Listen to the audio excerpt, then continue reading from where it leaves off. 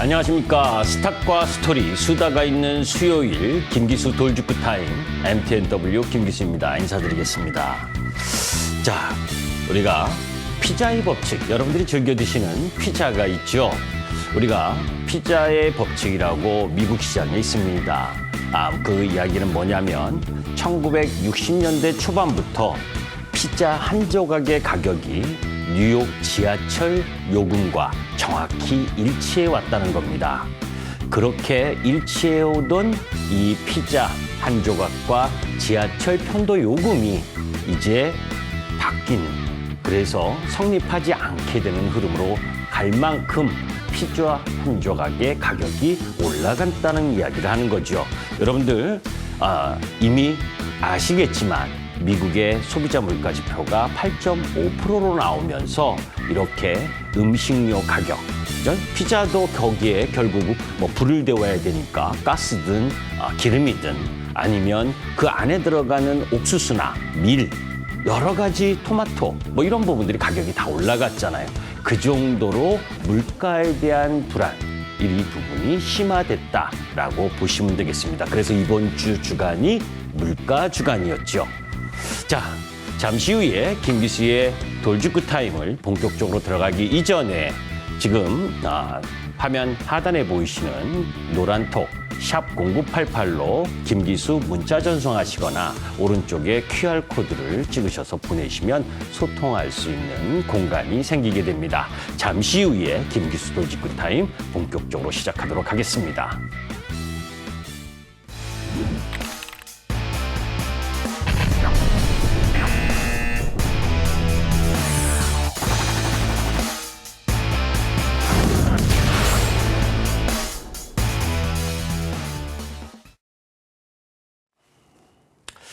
시황을 알면 시장이 상당히 편하게집니다.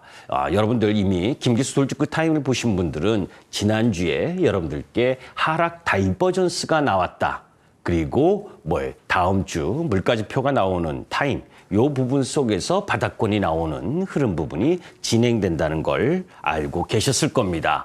자, 미국 시장의 나스닥 시장 기술적 지표를 해부해 보죠. 사실 3월 16일 날 FOMC 금리 인상, 그죠? 요 부분이 변곡점이 되면서 이 바닥권에서 15% 급반등을 했죠. 그리고 나서 이 14,750포인트 이 부분에 있어서 FOMC 의사록이 공개되는 부분, 그 속에서 브레이너드 연준 부의장의 강력한 매파 이야기, 이런 부분들이 하락 부분을 갖고 들어왔습니다. 자, 그런 가운데에서 미국의 CPI 예상만큼 나왔죠. 그죠? 8.5% 상승하는 부분. 그 자리가, 그죠? 그 이전에 형성되었었던 1월 28일 날 형성되었었던 13,250포인트. 그래서 상승폭의 3분의 2의 되돌림이 나오는 그런 위치에 와 있기 때문에 이 위에 노란 부분에 있어서는 비중을 축소하고, 그리고 이번 주 주간 부분에서 매수하는 시장 이 지수 흐름으로 이야기입니다. 자, 그 부분에 곰곰이 생각해 보면 월요일 날 중국의 3월 생산자 물가 지수가 8.3% 고공행진으로 나온 거 여러분들 알고 계시잖아요. 그래서 월요일 날 미국 시장이 또 한 번에 급락을 맞았고, 그렇게 중국 시장의 생산자 물가 지수가 왜 중요하냐면 중국 시장의 생산자 물가 지수는 결국 그것을 소비하고 있는 글로벌 기타 국가들에게 상품 수출이 돼 버리니까 소비자 물가 지수를 올려붙이는 내용이 되는 거지요. 그런 우려가 작용을 한 부분인데, 여기에서 중국은 3월 CPI가 전년 동월보다 1.5%, 그러니까 생산자 물가 지수는 8.5%인데, 그죠? 그렇게 상승을 했는데 소비자 물가 지수는 1.5%밖에 상승을 안 한 이유, 이런 나라 없죠, 그죠? 우리나라도 소비자 물가가 4.1%로 올라가 있는데 어떤 나라가 가능합니까? 공산품 가격을 일률적으로 정해줄 수 있는 나라, 사회주의 국가, 공산국가에서 가능한 거죠. 자, 이런 지표와 거기에 더불어서 어제 아침에 발표된 미국 시장의 3월 소비자 물가 지표가 8.5%로 나왔는데 전년 동월 대비 8.5% 나왔는데 실질적으로 변동성이 높은 식음료나 에너지를 제외한 PC 근원 CPI 이 부분은 월간 상승률이 예상치 0.5%보다 낮은 0.3%. 그래서 미국 시장이 어제 갭 상승한 이후 추가적으로 상승 시도를 하다가 음봉을 맞았습니다. 미국 시장이 음봉을 맞았기 때문에 우리 시장 그죠? 소비자 물가지표 나온 거에 두려우셨습니까? 저는 하나도 두렵지 않았습니다. 왜? 미국 시장의 음봉을 맞은 이유는 그죠? 그 전날 나왔었던 러시아가 우크라이나에 생화학 무기를 사용했을 가능성이 높다라는 국방부 대변인의 이야기가 나오면서 전쟁이 장기화되고 또 행여나 이것이 더 크게 확산되느냐 하는 우려 이런 부분들이 작용을 하면서 음봉을 맞은 것뿐이지 이미 미국 시장이 기술적으로 15% 급반등했다가 마이너스 8% 3분의 2의 되돌림을 갖고 온 가운데에서 맞는 이런 악재 곰곰이 여러분들이 생각을 해보세요. 2월 24일 날 전쟁이 나던 때 그 당시에 유가가 94불 내외였습니다. 물론 어제 유가가 올라가지고 100불까지 갔지만 130불까지 올라갔던 유가도 일정 정도 하향 안정화가 되고 있잖아요. 그런 흐름들이 진행되고 있는 상황 속에서 3월 소비자 물가지수가 40년 만에 최고치다라고 하는 부분, 이건 뭡니까? 이미 과거가 되는 겁니다. 그 이후에는 어떻게 될 것인가를 눈여겨봐야죠. 우리나라도 지난주에 설명드렸었듯이 소비자 물가지수가 4.1% 높습니다. 우리 시장 내일 옵션 만기인 거 아시죠? 그리고 또 하나 복병, 금통위가 있죠. 물론 4월 금리 인상과 동결 50대 50으로 팽팽합니다. 저는 이번 국면에서는 인상보다는 앞으로 인상할 것이라는 강력한 시그널을 보여주는 정도로 예상을 하고 있는데 이런 흐름들 그래서 사실은 이번 주 주간이 악재라고 뭐예요? 물가지표의 공공행진에 대한 부담 그래서 시장이 다시 쌍바닥 저점을 만드는 과정을 갖고 왔다는 거죠. 자, 얼마만큼 글로벌 시장의 인플레이션이 극에 달하고 있느냐 하는 부분, 그죠? 최악의 경제난 스리랑카 역시 관광산업 하는 나라잖아요. 그죠? 규모는 절대적으로 작기 때문에 글로벌 시장에 미치는 영향은 없습니다. 그러나 제가 왜 굳이 이 뉴스를 가져왔느냐면 이 정도로 지금 코로나인지 또 이 전쟁 리스크 이 부분 때문에 글로벌 국가들에서 경제적으로 크지 못한 나라들은 이런 위험성도 내포해 있다라고 하는 부분입니다. 그런 가운데 옵션 만기가 끝나면 15일은 북한의 태양절이죠. 김정은이 집권 10년 차입니다. 벌써 4월 15일 태양절 그리고 김일성의 110번째 생일 이때 무력 도발을 하지 않을 거냐. 지금 미국 핵추진 항공모함 이 링컨호가 오늘 동해안에 들어왔죠. 그죠? 강대강 이 국면 부분이 이런 지정학적 리스크에 대한 부분을 일정 정도 가져올 수 있다라고 보는데 이 지정학적 리스크도 그렇게 크게 경계할 부분은 아닙니다. 물가지표가 높은 거 2, 4분기 내에 4월이냐 5월이냐의 정점 통과 가능성 그것에 대해서는 지난주에 이야기했죠. 자, 그런 가운데에서 이 사진 여러분들 보신 분들 계실 겁니다. 자, 타이틀을 제가 철새와 내로남불 그리고 부끄럽다라는 부분으로 정했습니다. 이쪽 사진은 영국 의회에서 젤렌스키 우크라이나 대통령의 화상 연설을 빼곡하죠. 여기는 미국입니다. 자, 대한민국 보세요. 그죠? 소수 거기다 졸고 있습니다. 그죠? 우리는 1950년대에 글로벌 국가들에 대한 도움을 받은 나라입니다. 그죠? 선거 때 그렇게 열심히들 그죠? 우크라이나에 대해서 지원해야 된다라고 이야기를 하는데 그 아픔은 정말 아는 것인지 철새 내로남불 이 정치인은 비단 정치인에게만 있는 것은 아니지요. 주식시장에도 마찬가지입니다. 이쪽 왔다 저쪽 왔다 방송 출연 많이 한다고 잘하는 거 아닙니다. 저를 비롯해서. 그죠? 시장이 떨어져도 몇백 프로, 몇천 프로. 저 핸드폰에, 휴대폰에 오늘도 어디서 문자가 오더라고요. 그렇게 수익 많이 냈다고. 그거 사귄 거 아시죠? 종목 한 주, 두 주씩 사서 수익률 자랑하는 뻥튀기. 그런 거 근절시켜야 됩니다. 자, 그런 가운데에서 4월 우리 대한민국의 수출입니다. 대한민국 4월 수출 경기 낙관하지 못해요. 자, 지금 2022년 1월에 1일에서 10일까지 열흘 동안의 1월 달과 4월 달의 모습입니다. 파란 부분이 2021년 그리고 이 갈색 부분이 2022년이에요. 다 이렇게 올라오다가 4월 1일에서 10일은 절대적 규모가 좀 낮아진 부분이죠. 자, 거기보다 더 중요한 부분은 이제 무역 수지입니다. 자, 우리나라가 그나마 3월 달에 1억 4천만 달러 무역 수지였는데 지금 4월 1일에서 10일까지가 35억 달러. 그죠? 무역 수지 적자를 지금 보여주고 있는 부분. 이 요인이 뭐예요? 에너지 가격의 상승이죠. 자, 그런 가운데에서 중국과 홍콩 수출 증가율, 중국에 대한 수출이 마이너스 3.4%, 그리고 홍콩이 39.9%. 뭐 홍콩에 대한 수출이 급격하게 떨어지는 모습을 볼 수 있을 겁니다. 이 이야기는 뭐예요?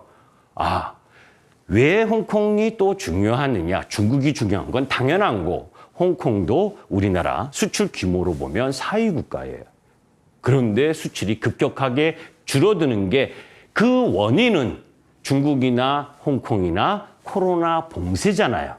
이것이 계속되게 되면 우리 수출 경기에도 먹구름이 나오는 부분이고, 그죠? 문제는 지금 4월 1일에서 10일까지가 아니라 4월 중하순 수출 경기도 낙관적이지 못하다는 겁니다.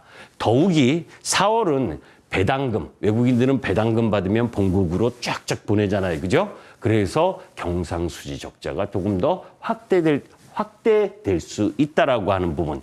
그래서 중국의 상하이 봉쇄가 장기화가 되는지 이런 부분들은 계속 뉴스로 체크를 하셔야 됩니다. 다행스럽게 어제 중국 상하이에서 그죠?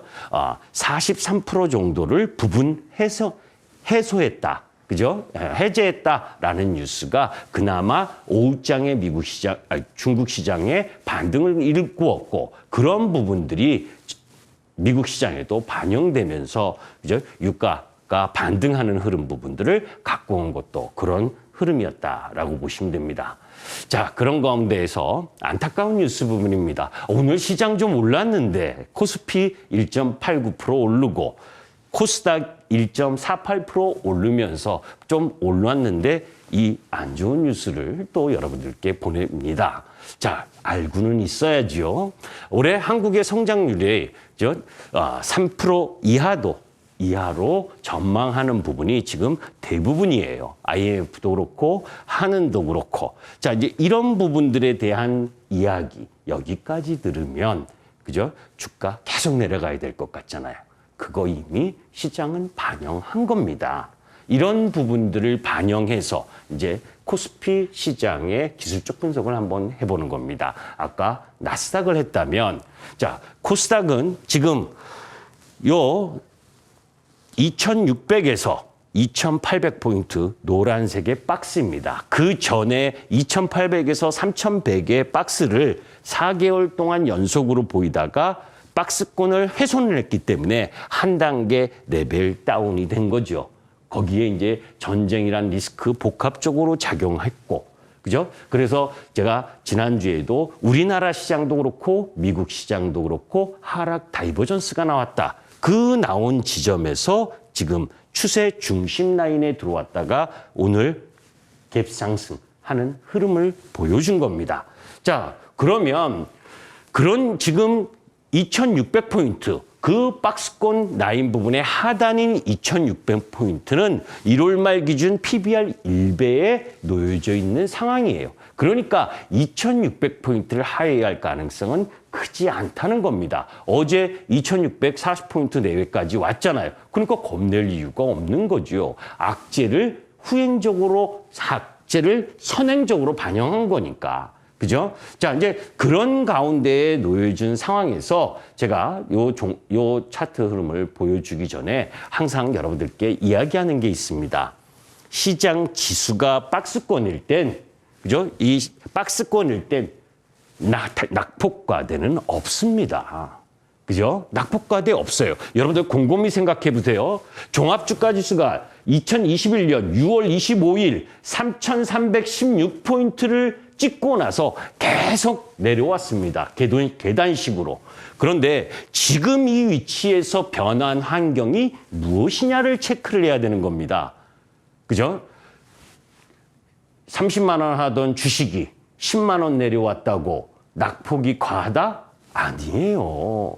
실적이 그만큼 안 나오면 주가가 떨어지는 게 당연한 겁니다, 여러분들. 그죠? 실적이, 매출이, 영업이익이 지금 10만 원 하던 이 주식의 매출과 영업이익이 2배, 3배로 올라갔다. 그러면 주가도 당연히 2배, 3배 올라가는 게 적정 가치를 받는 거잖아요. 그죠? 자, 그런 이야기를 왜 하냐면 단순히 많이 떨어졌다가 매수의 기준이 되면 안 된다는 겁니다. 가치 대비 많이 떨어졌다면, 그죠? 그 기업, 그 나라의 지수가 가치 대비 많이 떨어져 있다면 외부 환경에 의해서 그렇다면 낙폭 과대입니다. 그런데 지금은 박스권인, 종합주가지수의 박스권인 시장에서는 낙폭 과대는 없습니다.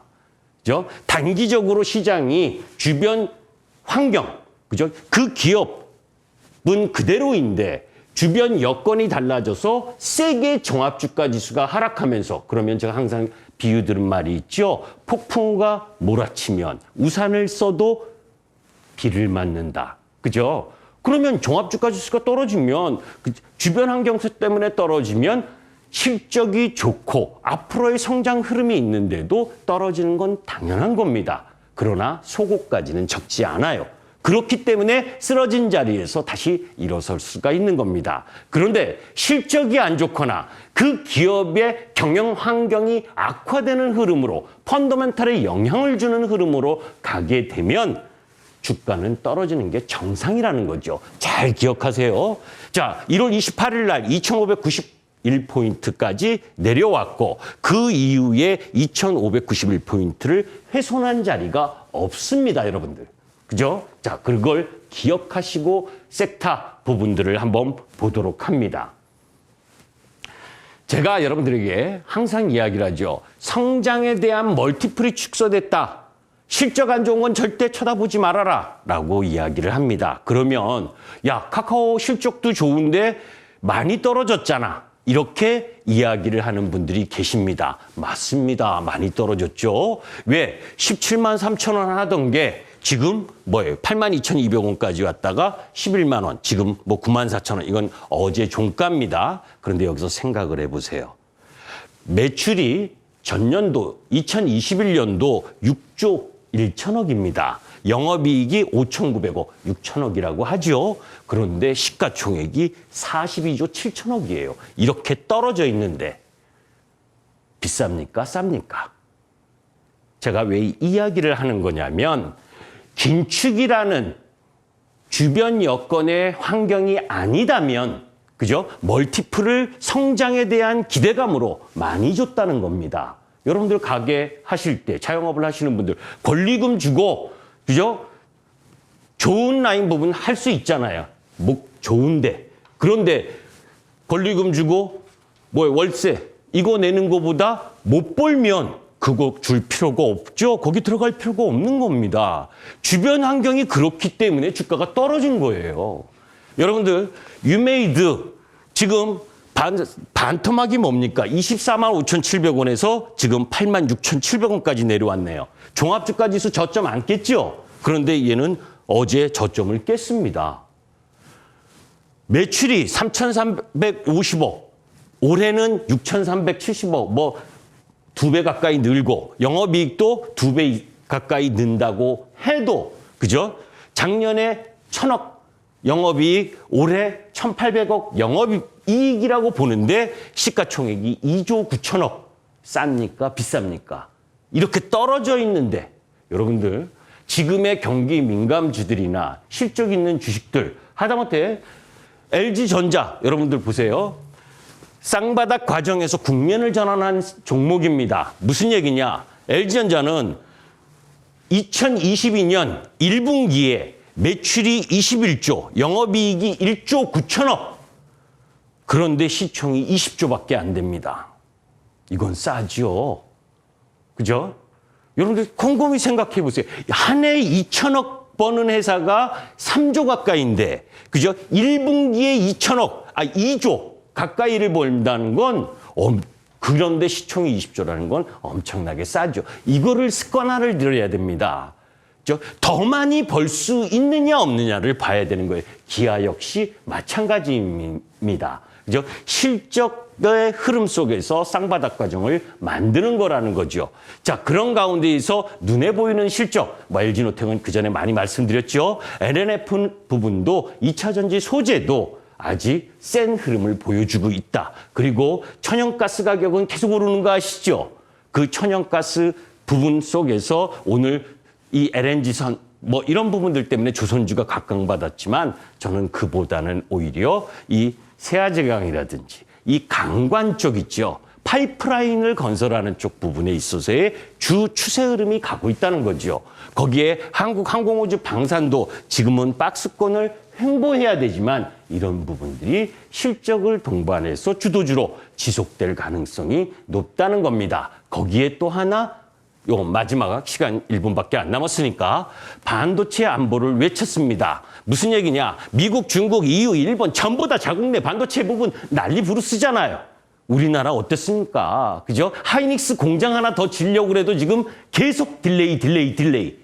그죠? 수도권에만 사람들이 직장인 갖고 싶어하고 지방 내려가면 안 가려고 하면서 수도권에는 공장 못 지게 하고 그래가지고 어떻게 나라가 발전합니까? 그죠? 여하튼 그런 부분들을 해소할 수 있는 뭔가를 만들어줘야죠. 그거를 하겠다고 하지 않습니까? 그러면 삼성전자보다 하이닉스보다 소재 쪽으로 가야죠. 전공종, 후공종이 있다면 후공종 쪽으로. 그죠? 그래서 변화가 일어나고 있는 겁니다. 그런 시장 흐름. 시간이 다 됐기 때문에 더 이상은 못하는데 여하튼 시장은 그렇게 해서 시장의 변곡점을 예상을 하게 되면 너무나 쉬운 시장 흐름이 전개가 되는 거지요. 끝나고 나서 중계방송을 하는 건 그죠? 시장이 항상 뒷북 뉴스로 가는 겁니다. 오늘 에그플레이션 관련주 남해화학이 급등했죠. 그런 것도 왜 상승을 하는지에 대해서 미리 알고 있다면 그런 부분들을 염두에 두는 겁니다. 주식은 끊임없이 틀려도 예측하고 그 예측이 틀렸을 때 대응을 어떻게 하느냐가 중요한 겁니다. 예측도 하지 않고 그냥 대응만 하겠다? 나 공부하지 않겠다는 겁니다. 주식은 그렇게 공부해도 쉽지 않은 게 주식시장이에요. 공부하실 거면 잠시 후에 6시 10분부터 제가 또 다른 그죠? 여러 가지 이야기 속에서 변곡점 매매 그리고 섹터의 중심이 되는 종목들에 대한 이야기를 말씀드리도록 하겠습니다. 공부할 사람만 들어오세요. 김기수였습니다.